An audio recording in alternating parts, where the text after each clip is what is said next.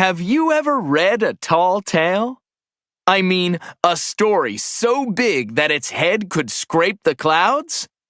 Well, get ready, because this tale is tallest of them all. Look, Pa, up in the sky. Storks delivering a bundle. No! Don't drop it on the... Quack!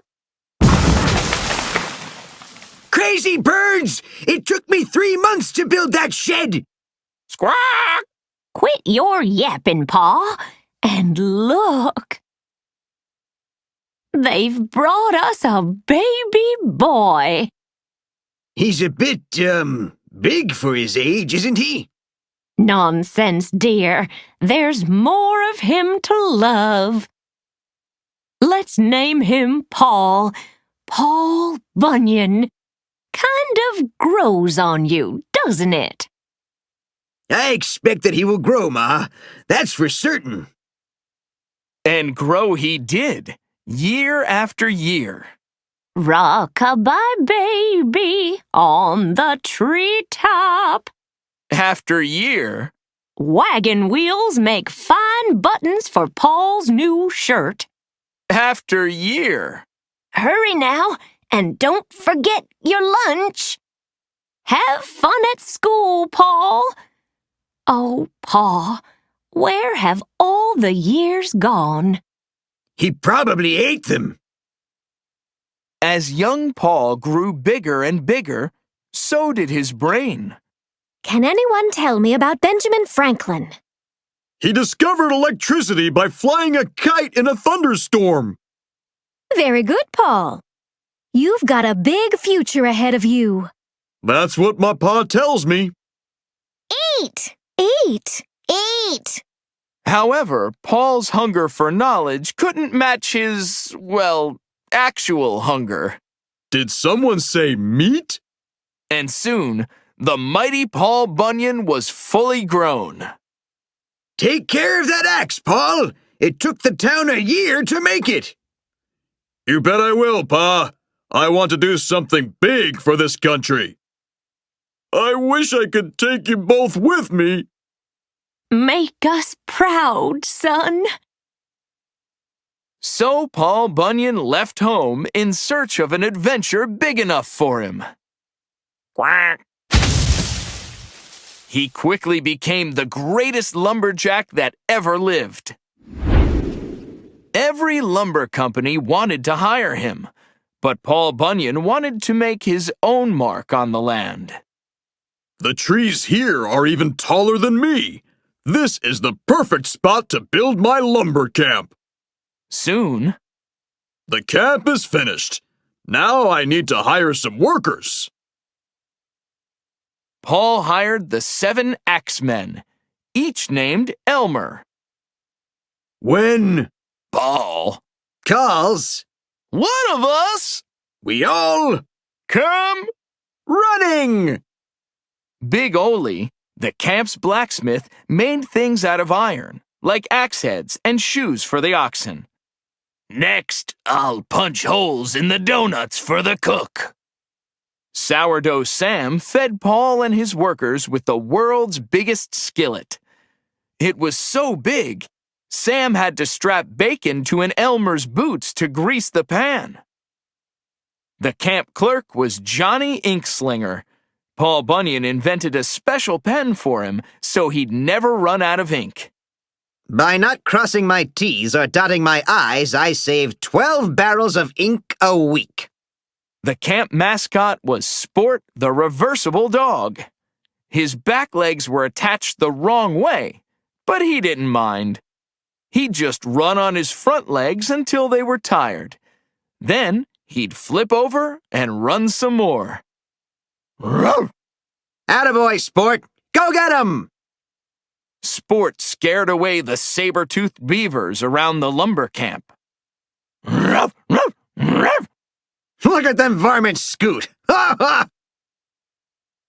Paul Bunyan and his crew were happy and content.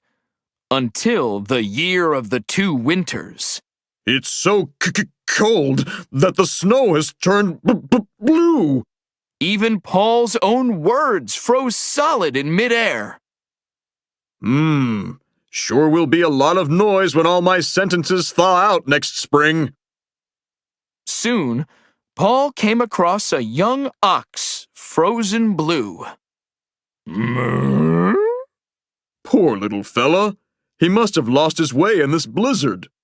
Soon, He's as cute as a little blue baby. I think I'll name him Babe. Babe got better in no time. The ox was always hungry and would eat 30 bales of hay a day, wire and all. You seem to double in size every day. Bleh. Yup, Babe kept getting bigger and bigger, and Paul loved him dearly. Aw, shucks. From then on, Paul Bunyan and Babe the Blue Ox were always together. Easy, boy. It took 40 workers a whole month to sew these jeans. They were so big that folks from distant towns could hear them coming a week before they even arrived. They left their giant rain-filled footprints all over the state of Minnesota. It's been known as the land of 10,000 lakes ever since. Way down in the Tennessee hills, Paul sat and smoked his giant pipe. And that's why they're called the Smoky Mountains. Meanwhile, way down south, the poor folks in the bayou had a real big problem. Get inside! They're coming again! The giant bee skeeters were invading. They were half bee and half mosquito, with stingers on both ends. Just when all hope seemed lost, Don't worry, folks. Paul Bunyan and Babe the Blue Ox have come to the rescue. a short time later, We sure scared the bee skeeters away, Babe. Now, if this plan works, they'll be gone for good. I hear them coming. Get ready. Bombs away! It's working, Babe. The bee skeeters can't resist that sweet-smelling molasses. There they go, deep into the swamp. after battling the bee skeeters, Paul and Babe headed west toward the big dry desert. Of course, Paul and Babe didn't work and explore all the time. Sure are funny-looking trees, eh, Babe? Sometimes they stopped a while to play. Games like this one might go on for days, until somebody won. Okay, Babe, I give up. Let me up. Let me up. But Uh-oh. Look what we've done, Babe. I think we broke the desert. Looks kind of grand, don't you think? the name stuck. It's still called the Grand Canyon to this very day. Next, Paul and Babe wandered into Kansas during its hottest summer ever. Ugh, we're being roasted alive out here. It's tough to find shade when you're taller than all the trees. Suddenly, something strange happened. Huh? Snow? In the summertime? The sun was so hot, it popped the ears of corn. It looks so much like snow that it makes me homesick. What do you say, Babe? I think it's time to head home. After a long trek north, Paul and Babe reached home. I can hardly see the camp, Babe. Old Man Winter must have come early this year.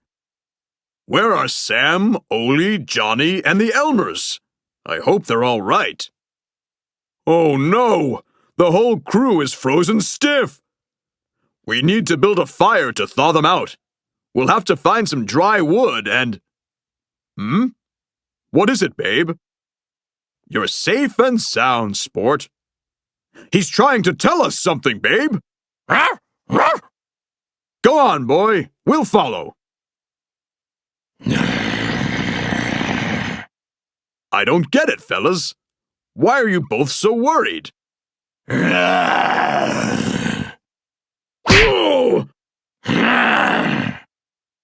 Old Man Winter!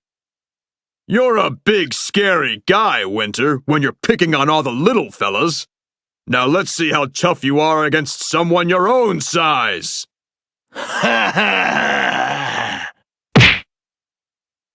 Paul's strength matched that of Old Man Winter's. What's wrong, you big bloated snowball? Things getting a little too hot for you? But nothing could thaw the terrible blizzard breath of Old Man Winter. Of course, there's a first time for everything. Now I've got you! You look a bit cold and pale, Winter. You need a little sunshine. Atop Babe's mountainous blue shoulders, Paul Bunyan was closer to the hot yellow sun than any man on earth had ever been. Needless to say, there was a happy early spring in Minnesota that year. As for Old Man Winter, well, he stayed melted into a very big puddle. Today, we call what's left of him Lake Superior.